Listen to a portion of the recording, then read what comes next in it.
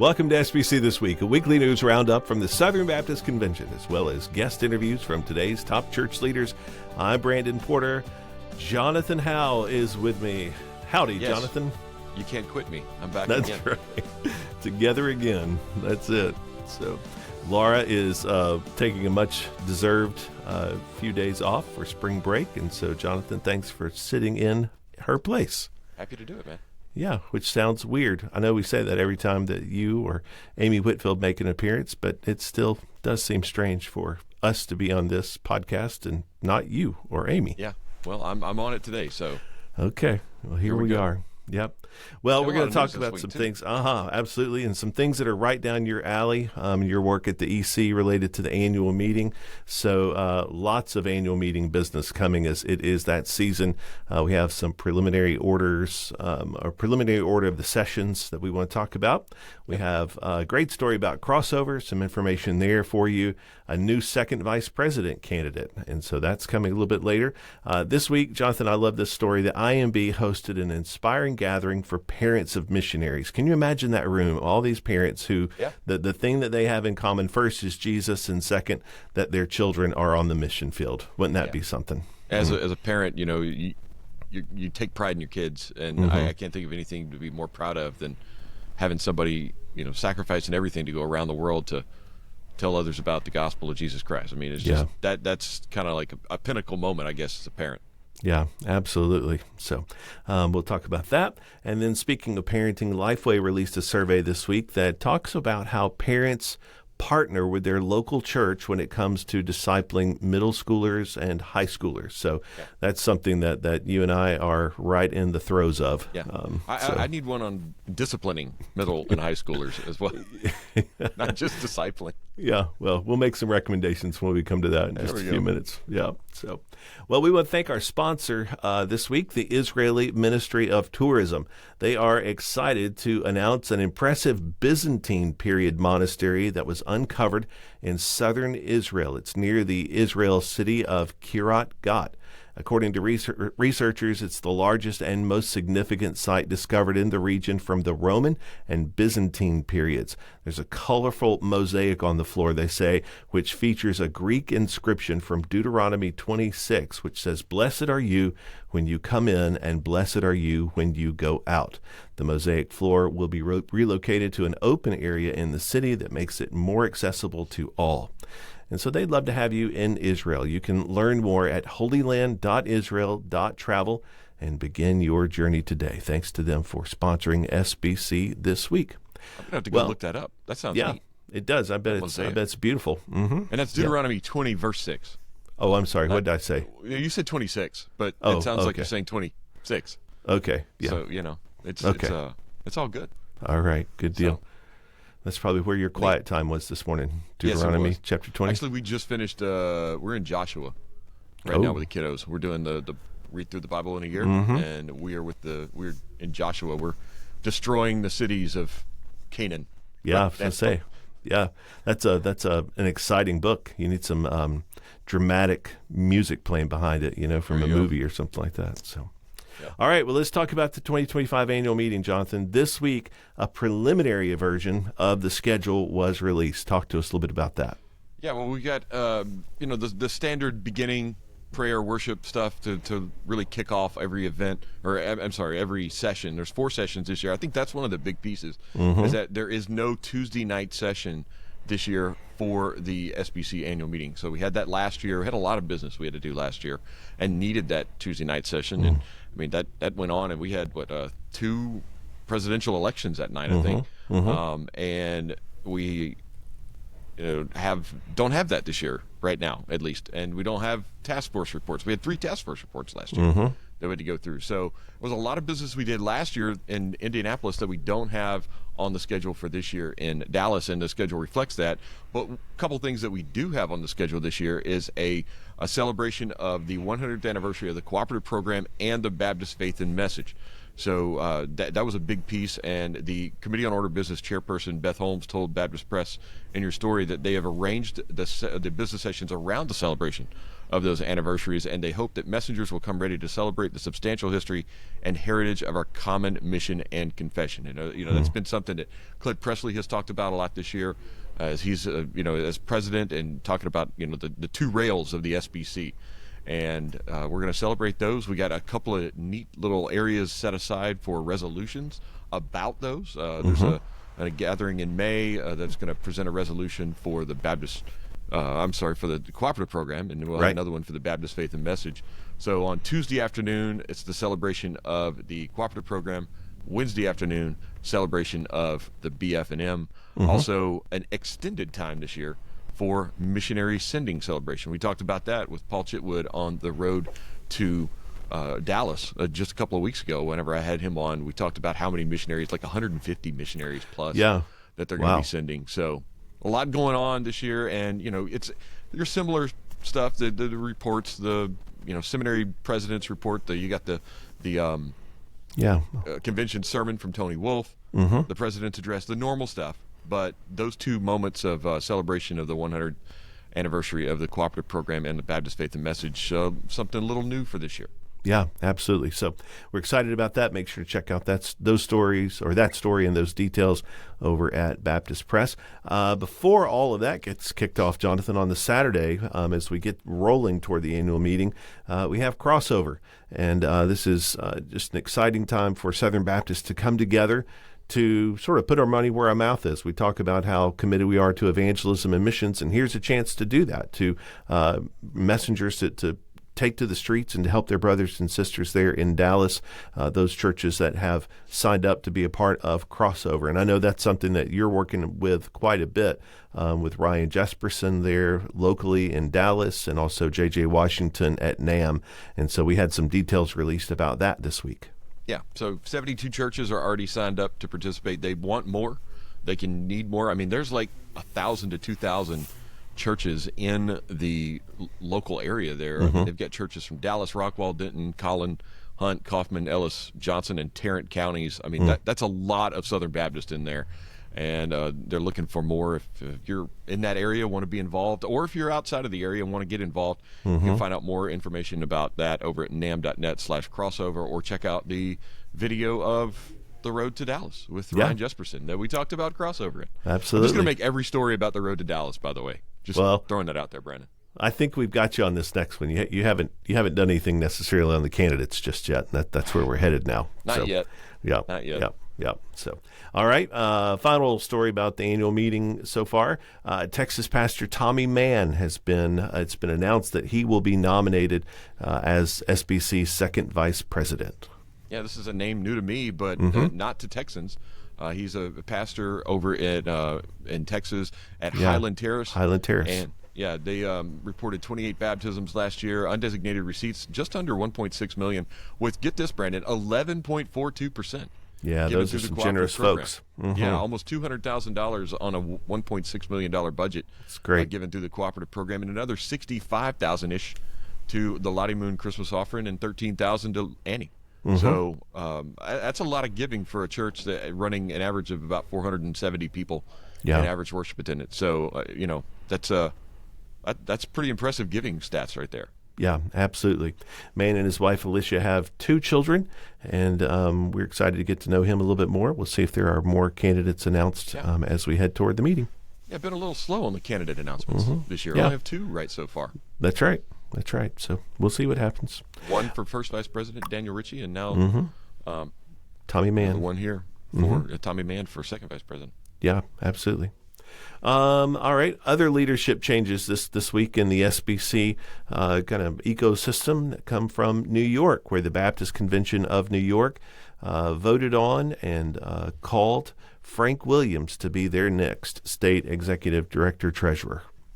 Yeah, Frank is no stranger to Southern Baptist. I don't know if people remember this. Back in 2020 during COVID, which is 5 years ago now, which blows my mind, we did a video version, I guess you could say, of the SBC annual meeting. We called it SBC Advance, where we had little segments and reports from each entity as well as some vignettes and interviews with people. Frank was one of those interviews.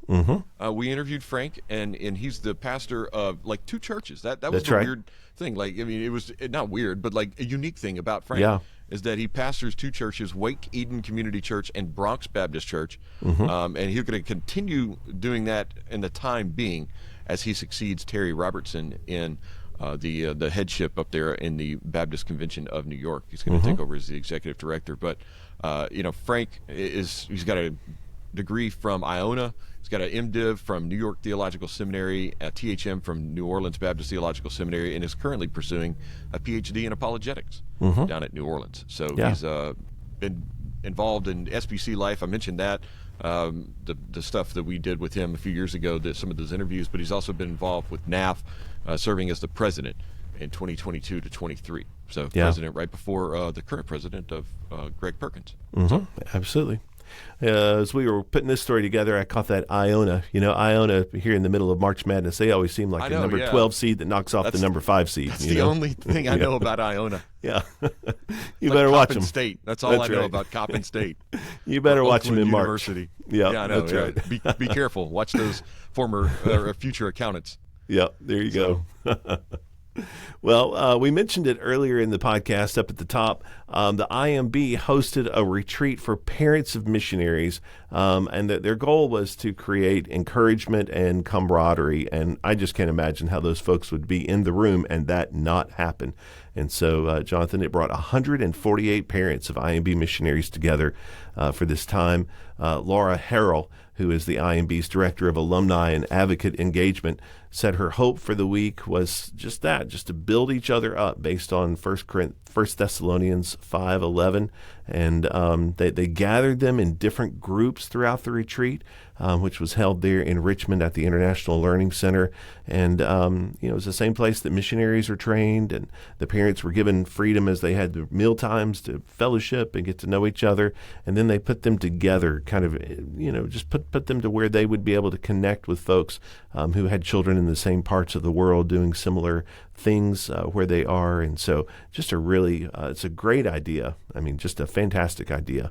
And, those folks, along with our missionaries out there, and our, you think about the missionaries, the pastors, and then the families who have sent those folks, those really are the heroes of our convention. Absolutely. And one of the great things, and we talked about this with Paul Chitwood recently in the Road to Dallas interview, was about the support system that our missionaries have.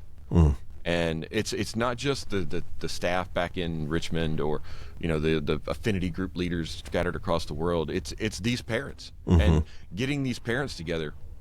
That's a support system not just for the missionaries but for the parents too.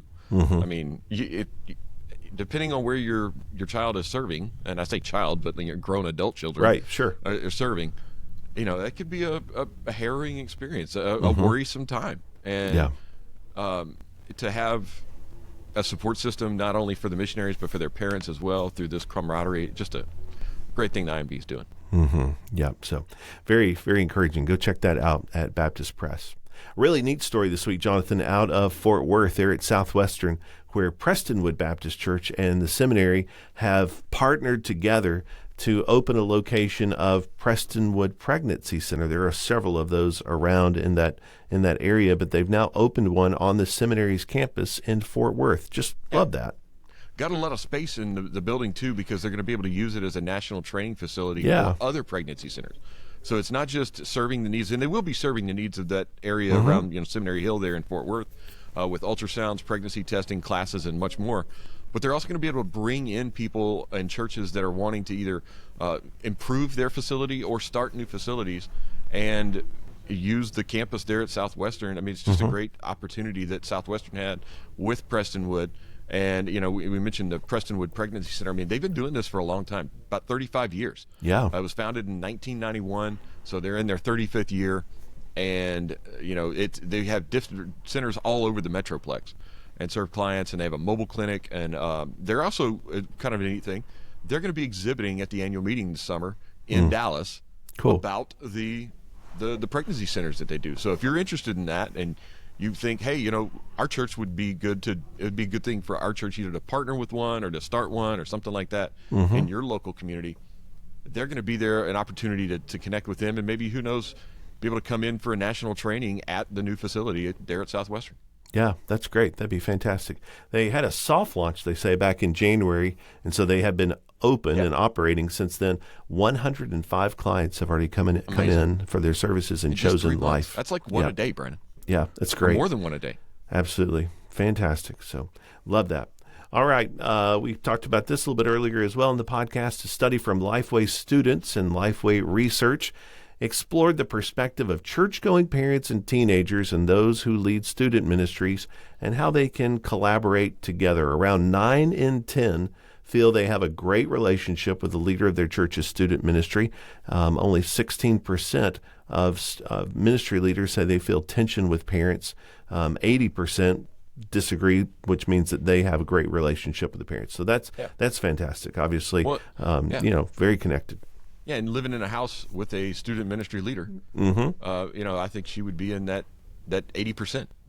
She really is encouraged by the parents, and the parents are great partners with her in the ministry that she's doing. So, kind of seeing this up close and personal, Yeah. Yeah, I think about one of the churches where I served.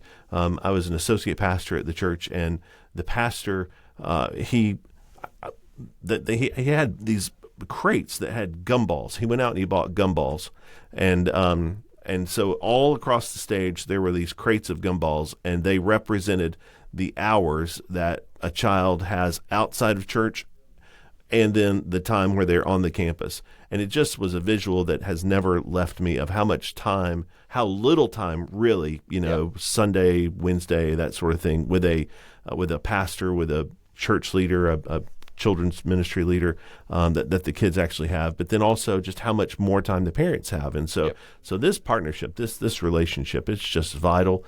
Not only is it the biblical command for parents to disciple and to lead their children in the way, the fear and the admonition of the Lord, but also just the access that they have. So it's a really interesting story. Over 1,000 parents were interviewed, surveyed for this, with kids who are in grades 6 through 12. So very, very thorough, and we appreciate Lifeway Research doing that work. Yeah, I have one question, though. I want to know what that 1% of student ministry leaders who are not open to partnering with parents for student spiritual growth, what's going on there? So, 99%. So they probably meet with the personnel committee fairly often, I'd say. Yeah. Oh boy. Tough going for those folks. Well, you mentioned March Madness. It's now March Sadness over in Jackson, Tennessee. Yeah.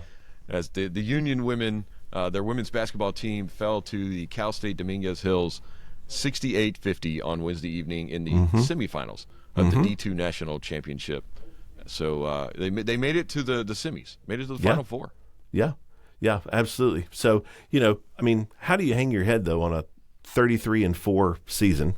Well, that's pretty doggone good. We would have liked it to have been, I know, I understand. 35-3. I know, everybody wants the championship, but 33-4 is pretty impressive. Oh, it is. And then, I love this in the story. Union head coach Mark Campbell earned his 775th career win. Yeah, he's won a few games. Yeah, he's been around a little bit. So I didn't realize he'd been at Union for 26 seasons. 26 seasons. Yeah, and absolutely. 13 Final Four appearances in those 26 Isn't that amazing? He's like the Tom Izzo of D2 or something. Yeah, that's right. Good grief. Yeah, love it. So congratulations to them as good season, like you said.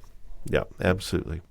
All right, the SBC Emphasis Calendar, the Annie Armstrong Easter offering season is going on right now. We're getting ready to turn the page from March into April. Easter's just around the corner, April the 20th. And Laura and I have already been talking about Baptism Sunday stories. That's coming up April the 27th. So make sure to check that out. NAM is leading the way on all of those things that we have mentioned so far. All right, so Jonathan, I don't know, Scott Barkley's actually working today as we record this. He's working on a story about a meeting that happened that the ERLC put together and fostered with a number of Southern Baptist pastors. That they met with House Speaker Mike Johnson. They met with Senator Ted Cruz, Senator, is it Mark Langford? Is that right? James. No, James Langford. James Langford. Sorry, Mark Langford played for the Seattle Mariners back when we were kids. Yeah, I always get that turned in my brain. So James Langford. And so we'll have a story out about that. But I found a history moment from March 29th, 1972. that really connected with that. Yes. You had 9 Southern Baptists among a group of 32 religious leaders meeting with, talking about foreign policy with Henry Kissinger. You know, I mean, like, that's kind of neat. I mean, that's a name you know in history, Henry Kissinger. It was an off-the-record meeting, but it primarily dealt with President Nixon's Peking and Moscow trips that he was doing back then, and the India-Pakistan conflict.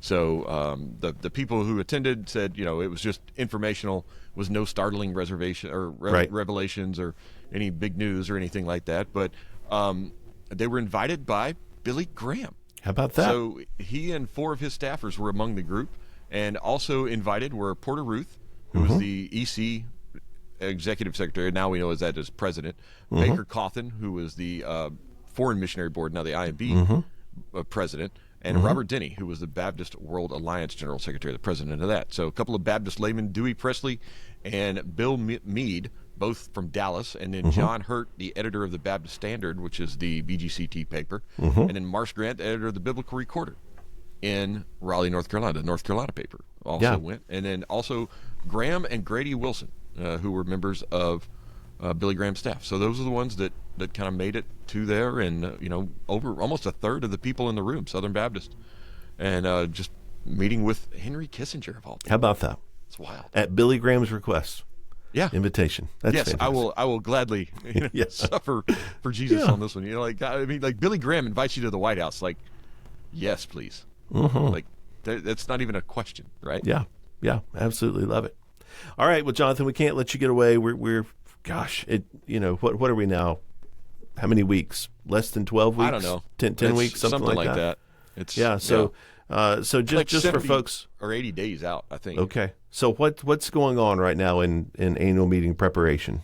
Well, we are getting ready for really getting all the signage, all the printed stuff done right now. That's the big piece right now, is getting everything that has to be prepared, printed, the signage, the graphics, all that. I've been working on that this week. Everything for the staging, the backdrops, all that. I mean, that's the big piece right now, is trying to get all that done, because all the planning, all the events scheduling and all that has been done. As we saw, we released the schedule this week.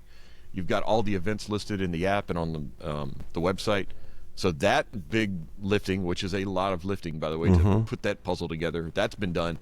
Now it's all the stuff. It's all the ads for the messenger guide, the content for the messenger guide, the stuff for the booth, and you know, all that work is now the big piece. And you know, we're only 72 days out today, so we got a little bit over 10 weeks, and still got a lot of time, still got a lot of work to do. But we got a great team, and they're doing a great job. And what's the crazy thing is, like, we're thinking about Dallas, but in 2 days on Sunday morning, I hop a plane to Orlando to start thinking about 2026. There you go. It just never ends. The fun never ends. Yeah, fun. But it doesn't ever end. And I think that's the fun. That's the neat thing about it, is like there's always something. It's a challenge, a different challenge every day, and trying to put things together and fix things and create things, and you know, it's fun work. And I'm excited about where we're going to be in Dallas, and the people that are coming. We're a little under 4,000 right now pre-registered, so that's rolling along. Hotels are up, so it's really good right now. All right, SBCAnnualMeeting.net. That's the hub right there. So all you need, you can find it there. Yep. Hey, thanks so much for joining us for SBC this week. We really appreciate, Jonathan, you being with us. We appreciate you listening along, folks. Know that we do this to serve you, and we're so grateful for you and the work that the Lord has you doing wherever you are. We also want to thank our sponsor, the Tourism Commission of Israel. You can learn more at holyland.israel.travel. Well, we've covered a lot this week, but there's always more, you know. Make sure to visit baptistpress.com and subscribe to our daily emails. Thanks for listening.